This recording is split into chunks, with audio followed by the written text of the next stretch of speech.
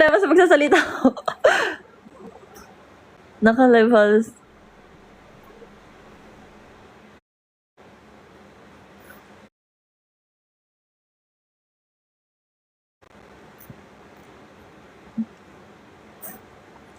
Okay sa'yo may girl best friend jowa mo. Which is me.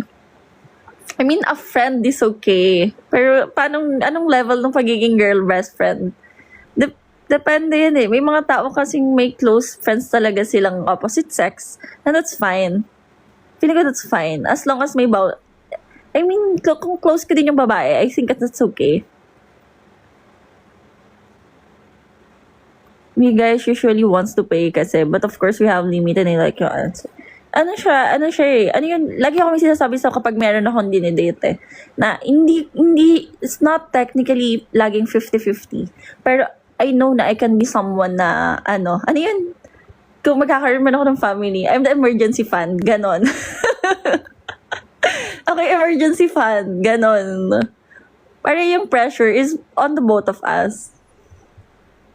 Tama. Understanding.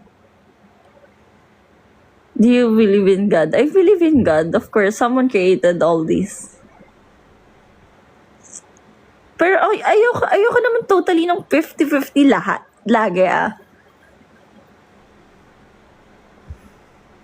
Kasi iba pa rin kasi kapag babae ka, you have to take care of the kids. Ganyan yan sa family yan. Kapag family na. Yung nakaka-attract. Wala guys, just be yourself. Pakilala niyo yung sarili niyo as who you are. Hi langga. Masayahin po talaga ako. Celebrity crush ko. Who's my celebrity crush? I don't know. Blooming naman ng EA. Thank you. Ay, hindi uubra sa akin yung gagala-gala sila ng girl best friend niya palagi. I mean, it's okay if included ako. Ganun.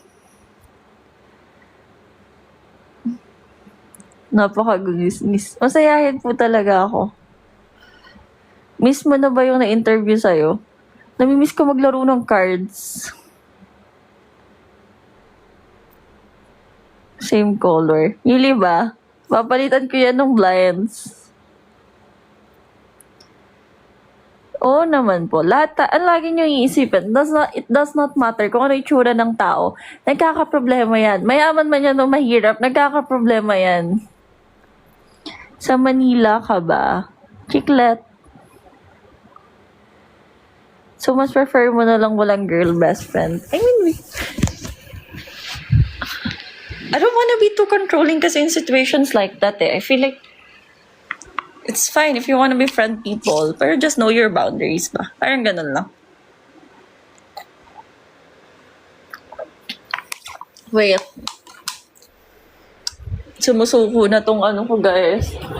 Tanggal yung styro niya. Salosa ka ba? Medyo po. Hindi ako perfect, I'm sorry.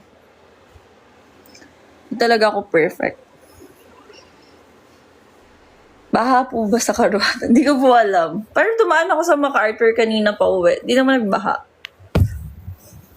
From Monumento to here. Ano daw?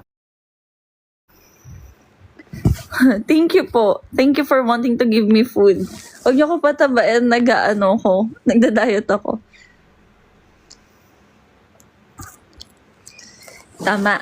Ang problem is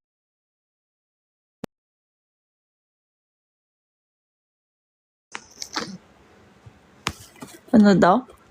What is your thoughts regarding guy na hindi pa settled financially? Kasi we can't say na hindi pwedeng magpakasal pa rin yung mga ganong tao eh. Kasi ngayon ang uso nga is magpakasal ka pag financially settled ka na. Paano kung 30 ka na tapos hindi pa rin ka okay? Wala ka na bang karapatang magpamilya? Siguro, if you're gonna get married, that's okay. Pero yung financial, ayusin pa rin. Mamaya magpapakasal ka tapos biglang engrande pa gusto mo tapos hindi naman pala okay financially ikaw. Ano lang, ibagay yung lifestyle sa kung anong meron tayo. Ganun lang. Ako nga, I like living below my means. Yun lagi yung motto ko.